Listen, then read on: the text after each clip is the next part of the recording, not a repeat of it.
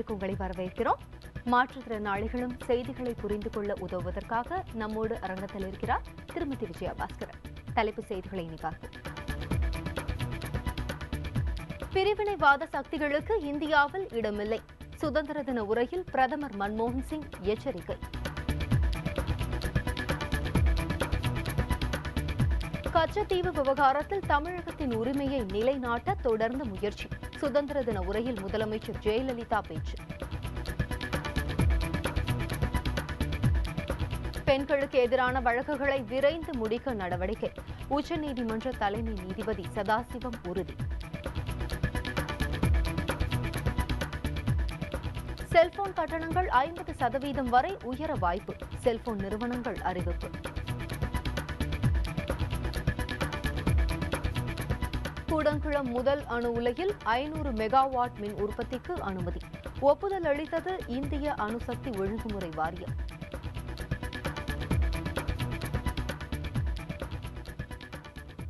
எல்லையில் கட்டுப்பாட்டுடன் நடந்து கொண்டால் மட்டுமே பாகிஸ்தானோடு பேச்சுவார்த்தை நடத்தப்படும் என நாட்டின் 67வது சுதந்திர தினத்தை ஒட்டி டெல்லி செங்கோட்டையில் தேசிய கொடியை ஏற்றி வைத்து உரையாற்றிய பிரதமர் மன்மோகன் சிங் தெரிவித்துள்ளார்.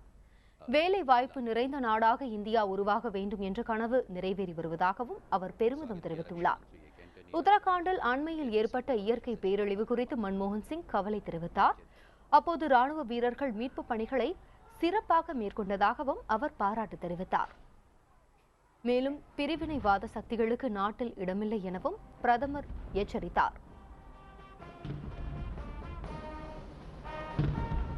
लेकिन पाकिस्तान के साथ रिश्ते बेहतर होने के लिए ये ज़रूरी है कि वो अपनी सरजमीन और अपने नियंत्रण वाली ज़मीन का इस्तेमाल भारत के खिलाफ किसी भी कार्रवाई के लिए ना होने दें। राष्ट्रीय सुरक्षा के क्षेत्र में भी स्थिति में सुधार हुआ है. மத்திய அரசின் தவறான பொருளாதார கொள்கையால் அனைத்து தரப்பு மக்களும் பாதிக்கப்பட்டுள்ளதாக சென்னை கோட்டை கொத்தளத்தில் சுதந்திர தின கொடியை ஏற்றி வைத்து உரையாற்றிய தமிழக முதலமைச்சர் ஜெயலலிதா குற்றம் சாட்டியுள்ளார். பெட்ரோல் டீசல் விலை அடிக்கடி உயர்வதால் அத்தியாவசிய பொருட்களின் விலைகள் உயர்ந்து கொண்டே இருப்பதாகவும் அவர் தெரிவித்தார். தமிழகத்தில் பொது விநியோக திட்டம் சிறப்பாக செயல்பட்டு வரும் நிலையில் அதனை பாதிக்கும் வகையில் தேசிய உணவு பாதுகாப்பு சட்டத்தை மத்திய அரசு நிறைவேற்ற முனைந்துள்ளதாகவும் அவர் கூறியுள்ளார். இந்த சட்டம் நடைமுறைக்கு வந்தால் தமிழகத்தில் குடும்ப அட்டைகள் மூலம் வழங்கப்படும் அரிசிக்கு பற்றாக்குறை ஏற்படும் என்றும் ஜெயலலிதா தெரிவித்தார். மத்திய அரசின் தவறான பொருளாதார கொள்கை, பெட்ரோல் டீசல் விலை நிர்ணய கொள்கை, ஊட்டச்சத்து அடிப்படையிலான உர மானிய கொள்கை, அந்நிய நேரடி முதலீட்டு கொள்கை, மானிய விலையிலான சமையல் எரிவாயு உருளைகளின் எண்ணிக்கையை கட்டுப்படுத்துதல் போன்றவற்றின் காரணமாக அனைத்து தரப்பு மக்களும் கடுமையாக பாதிக்கப்பட்டு வருகின்றனர். தமிழகத்தின் மேலும் பல மாவட்டங்களிலும் அண்டை மாநிலமான புதுச்சேரியிலும் சுதந்திர தினம் உற்சாகமாக கொண்டாடப்பட்டது. தஞ்சாவூர் ஆயுதப்படை மைதானத்தில் நடைபெற்ற நிகழ்ச்சியில் மாவட்ட ஆட்சியர் பாஸ்கரன் தேசிய கொடியை ஏற்றி வைத்தார்.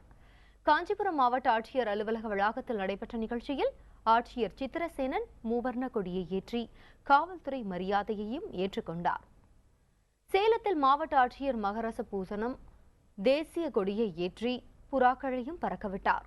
விழாவில் ஏழை எளிய மக்களுக்கு நலத்திட்ட உதவிகளும் வழங்கப்பட்டன. விருதுநகர் மாவட்டத்தில் மாவட்ட ஆட்சியர் TN ஹரிஹரன் தேசிய கொடியை ஏற்றி வைத்தார். மாணவ மாணவிகளின் கலை நிகழ்ச்சியும் கொண்டாட்டங்களில் இடம்பெற்றது. தூத்துக்குடி மாவட்டத்தில் ஆட்சியர் ரவிக்குமார் தேசிய கொடியை ஏற்றி வைத்து காவல்துறையினரின் அணிவகுப்பு மரியாதையை ஏற்றுக்கொண்டார். புதுக்கோட்டையில் மாவட்ட ஆட்சியர் மனோகரன் தேசிய கொடியை ஏற்றி வைத்தார். சுதந்திர போராட்ட தியாகிகளுக்கு கதர் ஆடைகளும் குடைகளும் இந்த விழாவில் வழங்கப்பட்டது. இதேபோல் பெரம்பலூர் மாவட்டத்திலும் சுதந்திர தினத்தையொட்டி மாவட்ட ஆட்சியர் தேசிய கொடியை ஏற்றி வைத்தார். புதுச்சேரி மாநிலத்தில் நடைபெற்ற நிகழ்ச்சியில் கொட்டும் மழையிலும் முதலமைச்சர் ரங்கசாமி தேசிய கொடியை ஏற்றி வைத்தார்.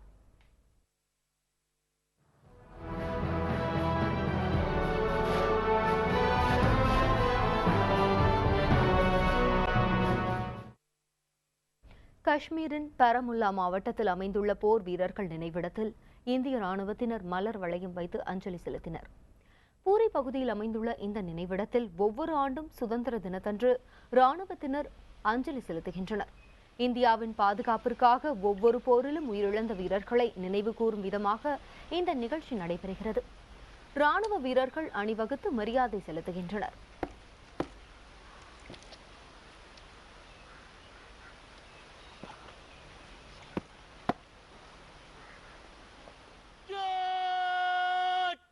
शहीदों को सलामी देगा सलामे जिस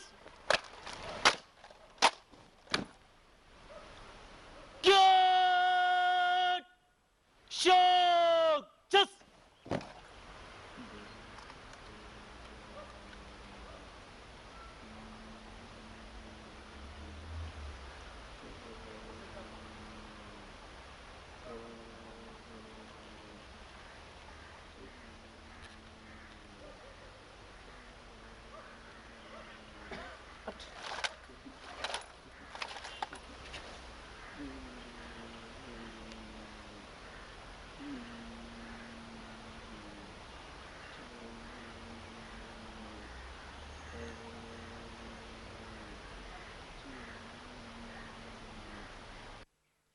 இந்த சுதந்திர தின அன்னைக்கு இன்னைக்கு எங்களுக்கு ஒரு நல்ல ஒரு வாய்ப்பு கிடைச்சிருக்கு. தூரத்துலேருந்து வந்திருக்கு இவங்களுக்கு எங்களுக்கு கஷ்டப்படுறதுக்கு எங்களுக்கு வெளியிடுறதுல இந்த மழை நேரத்தில் வந்துட்டு இந்த வாரமாக போகிற நடக்கும் போதோ முக்கிய ஒரு சின்ன வார்த்தை எனக்கு அந்த வாரமாக எப்போ நடக்குதோ அப்போ வந்துட்டு இந்த நேரத்தில் வந்து பக்கம் மழை வருங்க. ஏன்னாக்கா அதில் எவ்வளோ பேர் நாங்கள் ராணுவ எவ்வளோ கஷ்டப்பட்டிருக்காங்க எதிர்பட்டிருக்கனோ அது இங்கே கஷ்டப்பட்டுங்களுக்கு தெரியும். அதனால இந்த வாரமாக வந்துட்டு ஒரு தினத்தில் இந்த சுதந்திர நாட்டுக்கு எங்களுக்கு ஒரு வாய்ப்பு கொடுத்தவங்களுக்கு ரொம்ப தேங்க்ஸ். 67வது சுதந்திர தினம் நாடு முழுவதும் இன்று உற்சாகமாக கொண்டாடப்பட்டு வரும் நிலையில் காஷ்மீர் எல்லைப் பகுதியில் உள்ள போர் வீரர்கள் நினைவிடத்தில் ராணுவ வீரர்கள் இன்று அஞ்சலி செலுத்தினர். இது தொடர்பாக அங்கிருக்கும் நம் செய்தியாளர் கணேஷ் அளிக்கும் கூடுதல் தகவல்களை பார்ப்போம். காஷ்மீரில் இருக்கக்கூடிய இந்திய பாகிஸ்தான் எல்லை பகுதியில் இங்கே ராணுவ வீரர்களுடைய வாழ்க்கை எப்படி இருக்கு அப்படிங்கறத பதிவு செய்கிற இந்த புதிய தலைமுறையின் காஷ்மீர் பயணத்தின் ஒரு பகுதியாக இங்கே 67வது சுதந்திர தினம் கொண்டாடப்பட்டு வரும் இந்த வேளையில நாம நிற்கும் இடம் வார் மெமோரியல்.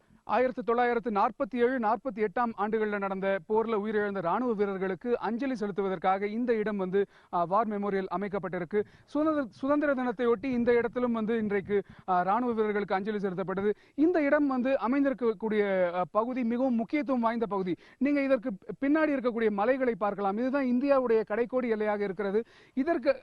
இதற்கு பின்புறம் இருக்கக்கூடிய மலைகள் வந்து பாகிஸ்தானை சேர்ந்த பகுதி அப்படிங்கிறதுனால இது வந்து இந்தியாவிற்கு ரொம்ப முக்கியமான ஒரு பகுதியாக இருக்கிறது. ஸ்ரீநகரிலிருந்து 100 கிலோமீட்டர் தொலைவில் இருக்கக்கூடிய உரி அப்படிங்கிற பகுதியில் இந்த இடம் அமைஞ்சிருக்கு. இன்றைக்கு சுதந்திர தினத்தையொட்டி இங்கே உச்சகட்ட பாதுகாப்பு இருக்கு அப்படின்னு நாம சொல்லலாம். ஆயுதம் தாங்கிய ராணுவ வீரர்கள் இங்கே பாதுகாப்பு பணியில் ஈடுபட்டிருக்காங்க. அதை நீங்க இப்ப பார்க்க முடியும். இந்த இடத்திற்கு அருகாமையிலேயே வந்து இங்கே ராணுவத்தின் சார்பில் இந்திய ராணுவத்தின் சார்பில் இங்க இருக்கக்கூடிய கிராம மக்களுக்காக அவர்களுடைய நலனுக்காக பள்ளிக்கூடங்கள், மகளிருக்கான சுய உதவி குழு, வேலைவாய்ப்பு திட்டங்கள் போன்ற நிறைய விஷயங்கள் வந்து செயல்பட்டு வருவதை நம்மளால பார்க்க முடியுது. ஒட்டுமொத்தமா சொல்லணும் அப்படின்னு சொன்னா இங்க இருக்கக்கூடிய மலை கிராம மக்களுக்கு ராணுவம் ஒரு புதிய வாழ்க்கையை கொடுத்திருப்பதை நம்மளால பார்க்க முடியுது. 67வது சுதந்திர தினத்தை இந்த காஷ்மீர் எல்லை பகுதியில ராணுவ வீரர்களோடு சேர்ந்து கொண்டாடும் பொழுது இந்த சுதந்திர தினம் நமக்கு முழுமையான ஒரு சுதந்திர தினமாக படுகிறது. புதிய தலைமுறைக்காக ஒளிப்பதிவாளர் கிருஷ்ணமூர்த்தியுடன் கணேஷ்.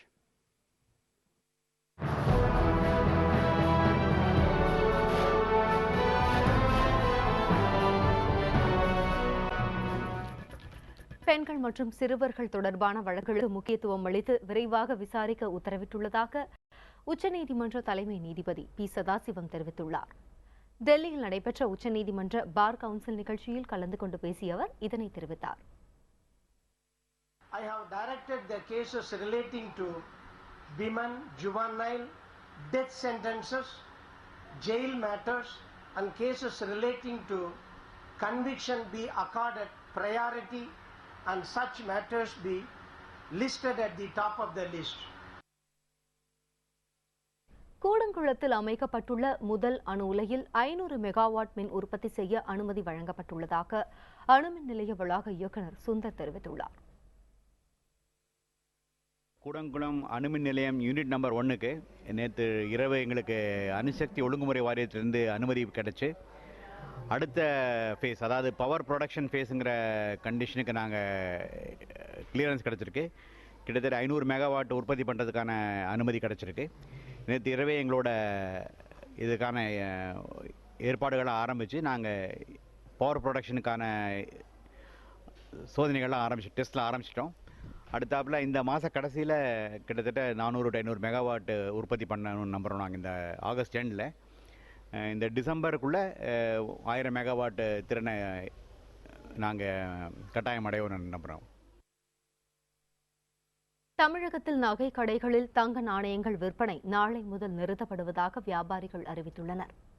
இந்திய பொருளாதாரத்தின் நலன் கருதி இந்த முடிவு எடுக்கப்பட்டதாக சென்னை தங்கம் மற்றும் வைர நகை வியாபாரிகள் சங்கம் தெரிவித்துள்ளது.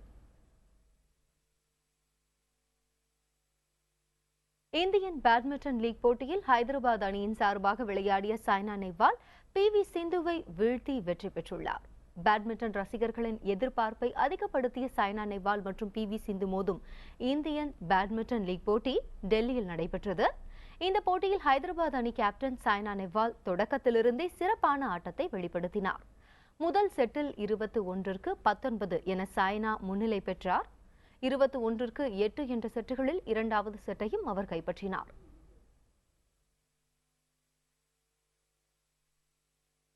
செல்போன் கட்டணங்கள் 50% வரை உயரக்கூடும் என தொலைபேசி சேவை நிறுவனங்கள் எச்சரித்துள்ளன.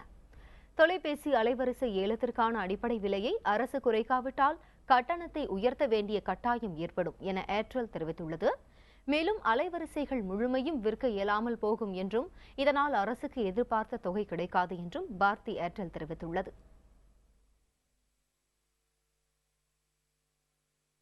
இனி செய்திச் சாரலில் வரும் செய்திகளை பார்ப்போம் சுருக்கமாக.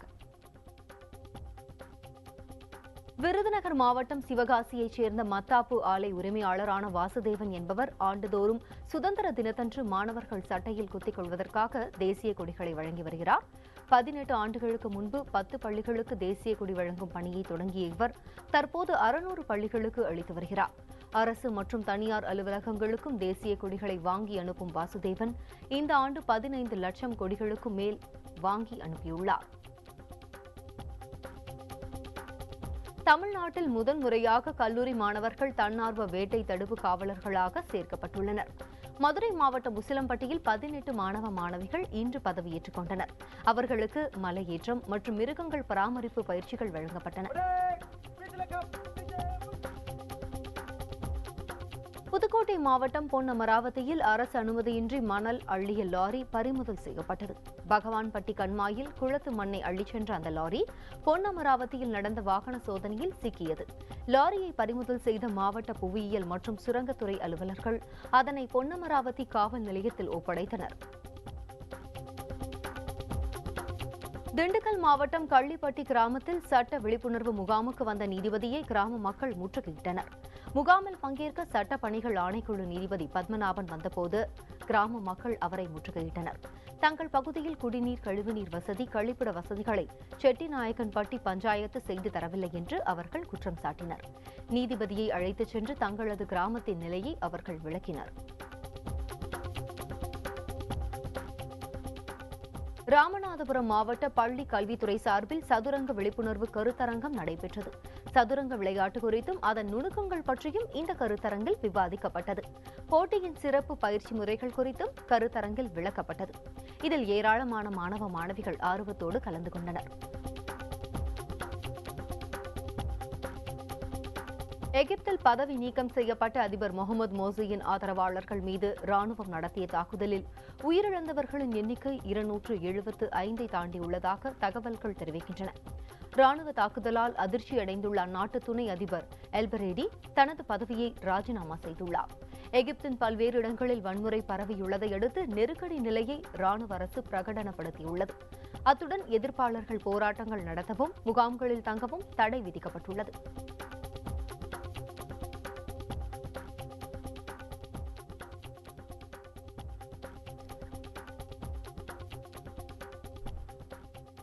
மேலும் பல புதிய செய்திகளோடு மீண்டும் சந்திப்போம். தொடர்ந்து இணைந்திருங்கள் புதிய தலைமுறையோடு.